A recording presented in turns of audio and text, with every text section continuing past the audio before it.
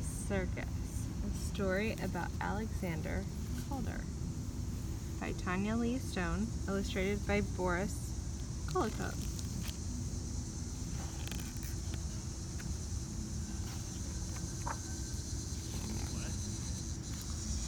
There once was an artist named Alexander Calder, only he didn't call himself Alexander. He didn't call the things he made art.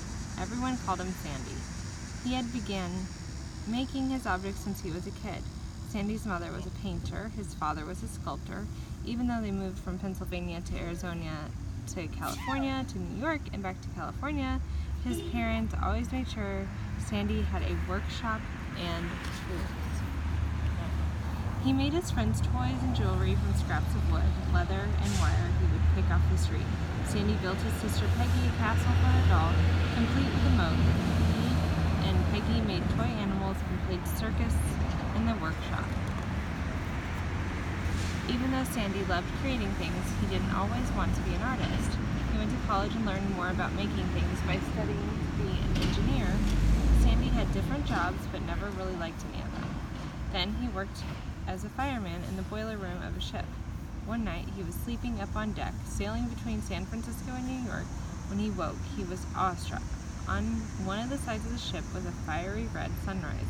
On the other, the full moon shone like a silver coin. The sight made Sandy want to go to art school, and he did. Artists need to work. A newspaper hired Sandy to draw the Ringling Brothers and Barnum and Bailey circus. For 2 weeks, day and night, he went to the stadium, drawing as many different parts of the circus as he could. He loved sketching the elephants, the flying trapeze, the lion tamer, and the dancers. Sandy sat in different parts of the theater to see from up high, down low, off to the side. The next year, in 1926, he decided to go to Paris. Why Paris? Because that city was alive with art. And Sandy said, in Paris, it's a compliment to be called crazy. Sandy rode the streets through Paris on his orange bicycle. He carried a roll of wire around his shoulder and a pair of pliers in his pockets. When Sandy bumped into a friend, out came the wire and pliers. He would twist and bend and curl while he chatted, and before they said adieu, Sandy would give his friend a gift. Voila! A small portrait of the person made in wire. How clever! One day, Sandy made a little wire lion. He built a colorful cage for the lion. Of course, since the lion was a wild animal, it needed a tamer, so Sandy made him too. Then he made his high wire walkers and a high wire for them to walk on, and a safety net in case they should fall, and a flying trapeze and a red stage. Sandy started to see the whole circus coming to life before his eyes. Then he really got going. His huge hands worked with tiny pieces of wire, cord, cloth, buttons, yarn, string, leather, paper, and bits of wood. He twisted and shaped and curled and cut and curved until Sandy was ready to put on a big top circus show. His circus filled 2 suitcases. Click, click. Sandy set up the stage with his animals and performers wherever and whenever he could. He went back and forth from Paris to New York, the suitcases always along for the ride. During one stay in New York, Sandy made more animals and acrobats. His circus grew to 5 suitcases. When it was showtime, out came the suitcases. Click, click, click, click, click.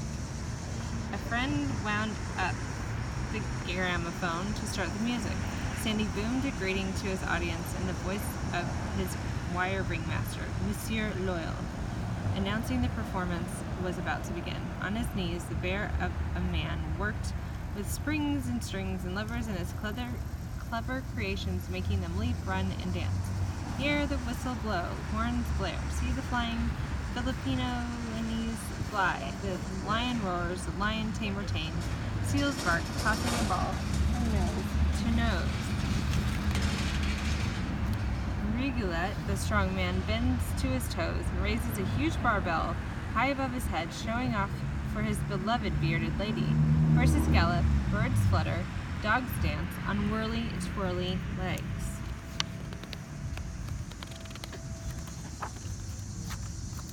Cattivo, the clown, plays tricks on his fellow performers. He dangerously distracts the axe thrower just as he hurls an axe at the wire girl.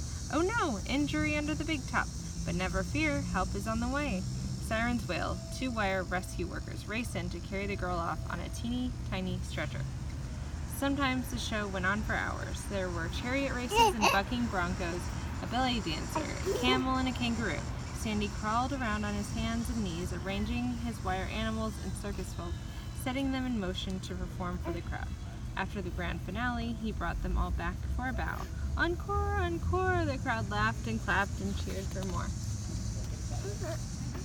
Word spread through Paris and New York.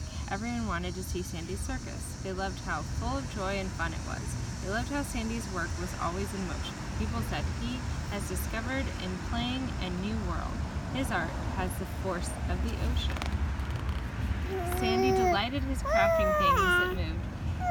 He made new kinds of art, hanging his shapes, connecting pieces to each other with wire, and letting the air drift and spin them into motion. In doing so, he turned ordinary objects into extraordinary art and invented the very first mobiles. And it all started with Sandy's magical, movable circus. Author's note. Alexander Calder was one of the most important American artists of the 20th century. His circus was one of his most important works. I remember the first time I saw Alexander Calder's work outside a museum. My soon-to-be husband and I were enjoying a lazy Sunday drive in the western hills of Connecticut.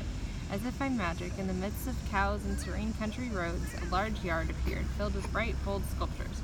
The line color and joyousness of the structures were unmistakable to me. Stopped the car. We climbed out and peered as politely as possible into the backyard. Okay. All right, we're done. Okay, that was